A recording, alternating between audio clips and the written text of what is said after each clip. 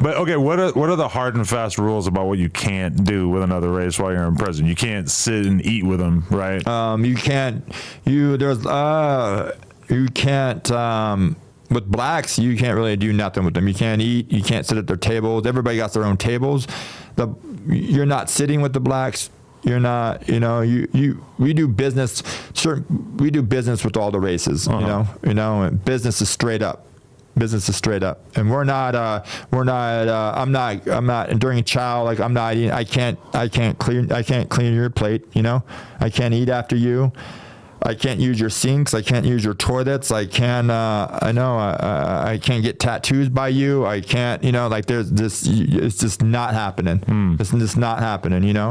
And with the homies and the paisas and stuff like that, like we do business together, and we share toilets. We share, we sort of share showers. We share toilets. We share space. We share, we play sports together. The blacks, you can't play sports together. It's separate. You're separate on every single thing, man. Why do you think that is? You can play sports with a Mexican guy, but not a black guy. You know what? I still to this day, I don't know. Really? Yeah, I don't know why the segregation, that line of segregation that you have in there to where the blacks are the blacks and the Mexican and whites are on one side, and that segregation down the middle to where it's like you ain't doing nothing with that other race, and maybe because like when we go war, we always think that it's going to be a brown and white against the black, and so like they don't want to keep the enemy line. They want to keep the enemy lines, like no relationships with that other race because of the alliance between us. So, okay, what finally happened that kind of switched you over to a different mentality where you decided, like, this time when I get out, I'm not going to be up on drugs and I'm going to kind of leave the whole street life behind? I'm in a shootout on the streets on Valentine's Day of 2012. I'm going to shot out on the streets, dude. I'm seeking revenge. I've been out for maybe 40 days, dude. I'm straight into disease, straight out of prison, straight into the disease, man. Shit, I didn't stop, man. I didn't. It wasn't like I wasn't never thinking that. I was thinking revenge and how I was just gonna go out and kill somebody. Really? Because of the shootout. Because of this guy, disrespect. Now it's you shot at me, I'm gonna shoot you.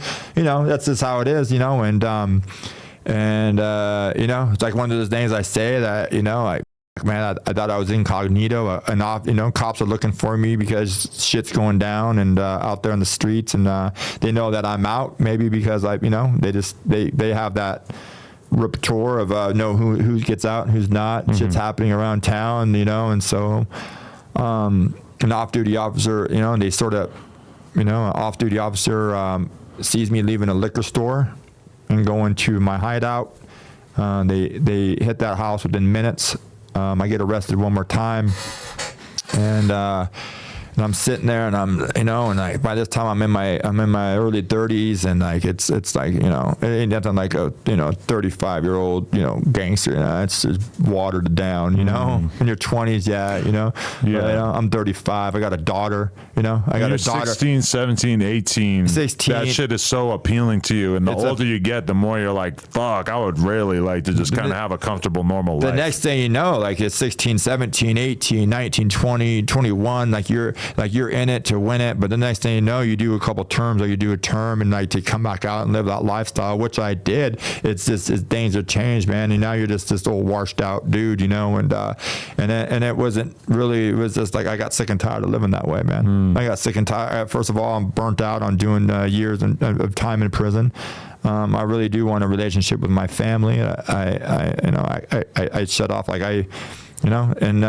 once again, dude, I'm addicted to drugs and everything on it. And on March 17th of 2013, dude, I arrived at a treatment facility off a jail bus from the county jail at yet another program, and I didn't know that it was going to be the day that I was going to change my life. It was just like one of those things that all of a sudden I was like, damn, I need to do something different, man. What do you think was different about that time? It's like, I think of it like I was exhausted on all ends, dude, and I was just exhausted on all ends. And like when you're sitting there, like, and I'm sitting there, and I was just sitting there. I remember just sitting there, exhausted on all ends of my life, and I absolutely have nothing, dude. I have nothing. I have absolutely nothing, dude. And I'm just, and deep down inside, dude, I wanted something different, man. And I sort of just said, and I got away from the hometown. I left the area, the homeboys, the whole grind, man. And I just, and I went, man, and I got off drugs. I got a sobriety date of 3/17/13, 13, and it seems like from that day forward, I just sort of went on a new path of life, man. And instead of doing time and doing all that stuff that I was doing, man, I don't like no titles or anything like that, man. I was just a guy in there doing my time, trying to make better decisions than the next guy, and I was just, and it just seemed like, man, like, it was time to start doing something different in your life, right? And to start all over and to start fresh and to start clean is what I did. And like, it's cool, like, to have all that repertoire of your, homeboys and this and that, and but having to walk around looking around your back, or having it's just not the life, man, when you're in your 40s, yeah, and 30s and shit, man. Definitely. And looking at my daughter's eyes, she's old enough now. I'm on a term. I get to visit, and a visit's with my little girl, and shit, she's 6 years old. And she gets visiting her dad. I remember my mom looked at me in the eye and she was like, and it was weird, man, because I love those streets, and I loved doing what I was doing out there. And this little girl, my mom was like, this little girl loves you no matter what, man. And she's sitting there in the window in the county jail, and she's looking at me with a hand on the grip, man. And I didn't know what that meant, man. I didn't know what that meant. Love me no matter what, right? Really? I was just like, fuck, man. And so were you so up at that time that you couldn't really like understand how important that little girl loving you was? I was so just caught up in that lifestyle that I just thought I would die. I just thought I would die out there on the streets, and in addiction, or on the streets, and I would die as a soldier, out there for serving, That's how it felt, like you were at war. That's what I was okay with. I was content with that. A soldier can take his short-term happiness and put it on the shelf and live a life that is just pure combat, because he's thinking, like, at the end of this term, I'm going to be able to go and be with my family or whatever. Right. But at a certain point, you got kind of so lost in it that you sort of lost sight of the end of the tunnel. Yeah. I did. Yeah. Damn. So how physically daunting was it getting off drugs? And was it primarily just meth, or were you doing downers as well? I was slamming meth and heroin on a daily basis, dude, and I was riddled with track marks. I started slamming inside the prison system my last term, and and then the next thing I know, I'm on the streets, and it just got me there faster. I was drinking, I'm slamming heroin and methamphetamine, and I'm eating Xanny bars, and I'm just and I'm just out there, and I didn't give a and I didn't care. I didn't even care, But once you get into that treatment center, how long would you say it was before you started to feel acceptable again? It took I'm gonna tell you, there's at times when I think that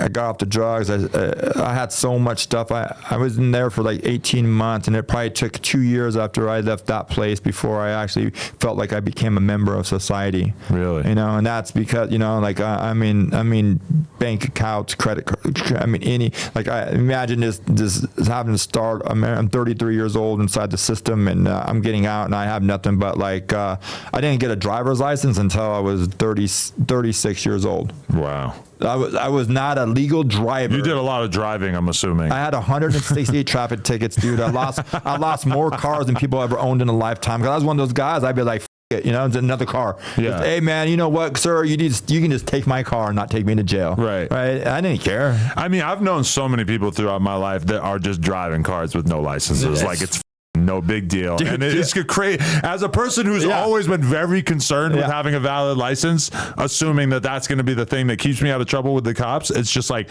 when I realize how lax people are with that, it's kind of mind-blowing. Yeah. And I understand it's a pain in the ass. Going to the DMV, dealing with all that shit, huge pain in the ass. I totally sympathize. I swallowed a whole bunch of drugs, and I got pulled over, swallowed a bunch of drugs one time, man. They had me down as like mentally retarded and incapable to ever drive a car at a time, because because I remember the bag busted open and like, dude, there was like by the time I got to this treatment center and like everything done in my past, like to just make me feel like a normal human being. Like I started off riding a bicycle to riding a Debo's bike to a job from a staffing agency, you know, and just letting the treatment center, you know, get my paycheck every week, which was I was making $190 a week, you know, and I'm gonna tell you that I never been so proud and grateful at the time to make so little and have so little in my life. Now I have to worry about all that shit because it's just, you know, it's the start, man. But what